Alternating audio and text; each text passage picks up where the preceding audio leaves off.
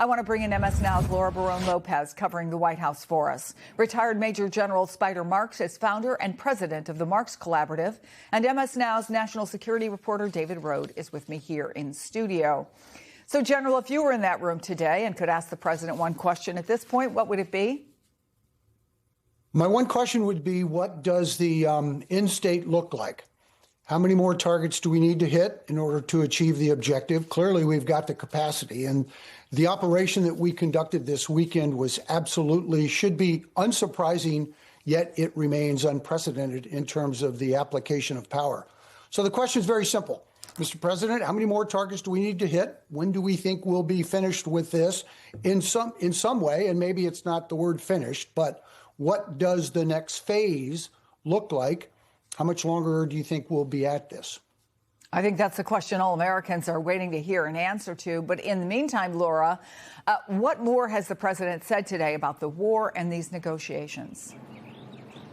Chris, so the president, I'll just start by saying that prior to the president speaking at that Easter egg roll, a White House official had said that the president has not signed off on this potential 45-day ceasefire plan, has not signed off on anything, and that it is one of multiple ideas and options that are being floated. But then when he was speaking to reporters at this Easter egg event here at the White House, the president was asked about the negotiations, and here's what he had to say.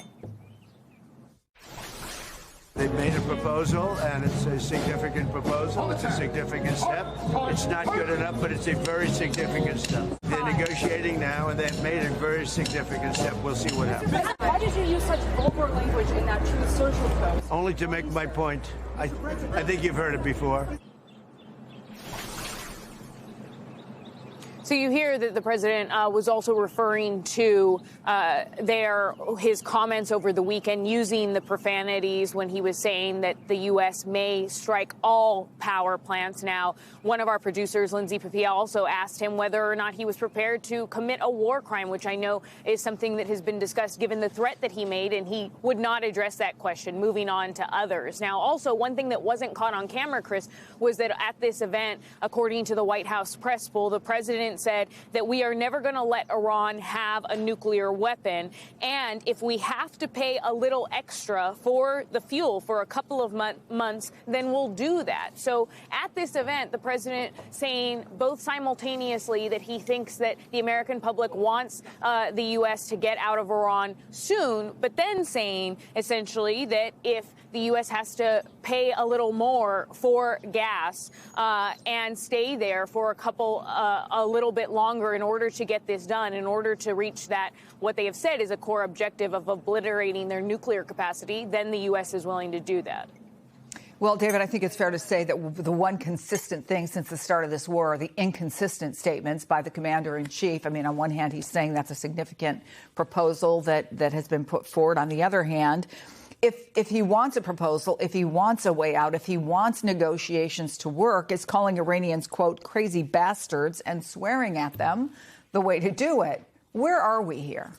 I heard from diplomats in the Persian Gulf who've negotiated with Iran before. The Iranians see these kind of statements as actually the president is sort of panicking, that he's, desperate to try to bring the war to an end, and at least hardliners in Iran feel that they're winning. So to hear the president say that they're negotiating with us right now isn't true. I think there was definitely some negotiations, some messages through intermediaries, but there are no face-to-face negotiations, no plans going on. And just this morning, the Iranian foreign minister, as you said, a spokesperson for the Iranian foreign ministry said, we don't accept this 45-day proposal. And there was an even stronger statement, according to the New York Times, from a spokesman for the Iranian military, saying that if Trump does carry out these attacks on civilian targets, Iran's response will be much more crushing. Well, we'll respond more crushingly and extensively ourselves. And that doesn't sound like a government that's backing down. No, they're not backing down. There's some ideas other diplomats have for trying to maybe a smarter way to confront them, but right now they're not backing down. So, General, the president told the Wall Street Journal, quote, if they don't do something by Tuesday evening, meaning tomorrow, they won't have any power plants and they won't have any bridges standing. Now, asked if he is concerned that the people of Iran, a country of, 93 million people, that could suffer if civilian infrastructure is hit. Trump says, no, they want us to do it. He then argued that the Iranian people are living in hell. My question to you is, blowing up the whole country, which is how the president sort of put it to ABC News, a military strategy, let alone a smart one? Well, it's not. Look, there are really two things that are on the table right now that I think are the real defining issues. One is Straits of Hormuz. Let's ensure there's safe passage. It's not all open or it's all closed. I mean, tankers are still getting through, but the risks are high and the premiums are high. So let's get the Straits of Hormuz. And then the second thing that we've been talking about all along, look, the damage that's been done to the regime is extensive. Of course, they're not backing down. They're incredibly resilient. They see this through a lens of revenge. This is the hill they're prepared to die on, and it may take 2 years, 3 years for everybody to die on this hill.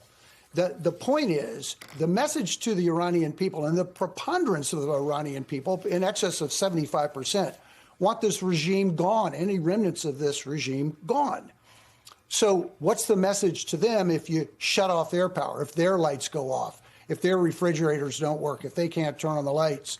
That's not the right message. The message is, let's get the Straits of Hormuz to a position where oil can flow. That's good for the Iranian regime. That's an off-ramp for them to get it flowing. It's good for the United States. It allows us to reduce our presence, yet we've accomplished a significant task, altered the strategic landscape.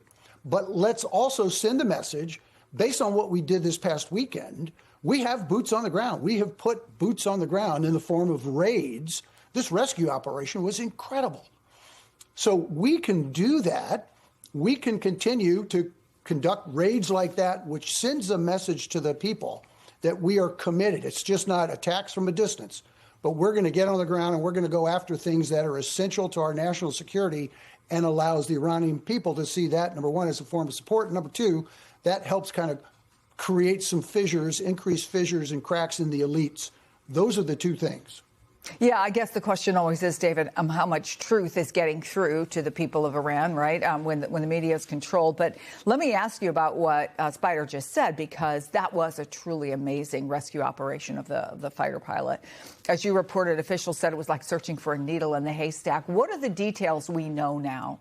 It's extraordinary. It was first he's called a weapons officer. He sits behind the pilot, the F-15 that was shot down. So the pilot's recovered very quickly. He sprains his ankle. He was a colonel. We don't know his name. But he manages to hike up a ridge. It's thousands of feet of elevation that he manages to get to the top of, and then gets himself into a crevice and hides inside that crevice so he can evade capture. That's part of their training. It's amazing. And then there's these communication systems they have. They sends out bursts of signals to American forces, hopefully, to say, I'm here, this is where I am. But they're trained to not do that too often because, Iranians could see those signals. The CIA then launched a deception campaign saying that the U.S. had actually recovered that pilot, the second one.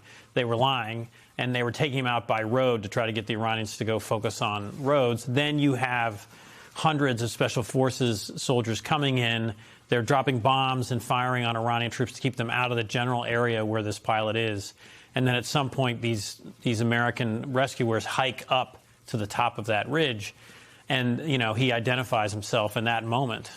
Just must have been extraordinary for the pilot himself. Do we know the extent of his injuries? He hurt there's not much details coming out, but essentially that he sprained his ankle when he landed hard when they ejected from the plane. But it's incredible that he had the wherewithal to get that far away, to signal, but not signal too much. There was actually like a proof of life question they asked him, because the concern, too, is that the Iranians could get the equipment, that signal equipment, and draw the Americans into a trap. So amazing work by this pilot himself, the special forces soldiers that got to him, and the CIA. Well, we hope to hear more from the President of the United States about this, as well as the question that you ask, Spider, because, frankly, it's the key question a lot of Americans want the answer to. Laura Barone Lopez, Major General Spider Marks, David Rohde, thank you all.